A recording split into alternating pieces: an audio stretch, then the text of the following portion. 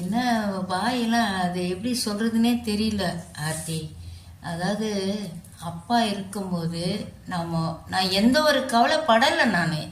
நம்ம சொத்து சேர்க்கணும், நகை சேர்க்கணும், அதை சேர்க்கணும், இதை சேர்க்கணும், அந்த நினைப்பே வரல. ஏன்னா அந்த அளவுக்கு நாங்கள் இருந்தோம். அடுத்தது என்னது, அடுத்து என்ன பண்ணோம், அந்த நினைப்பில்லை. இப்போல்லாம் அதை நினைக்கிறேன்.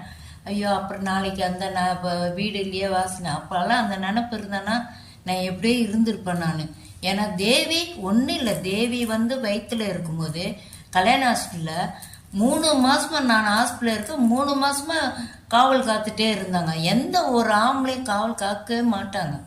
ஏன்னா எனக்கு அந்த அளவுக்கு என் மேலே அப்படி ஒரு பாசம். என் அண்ணன் தம்பிங்களாம் வேஸ்ட்டு, அவனுங்களாம் இருக்கானுங்களா செத்துட்டானுங்களான்னு எனக்கு.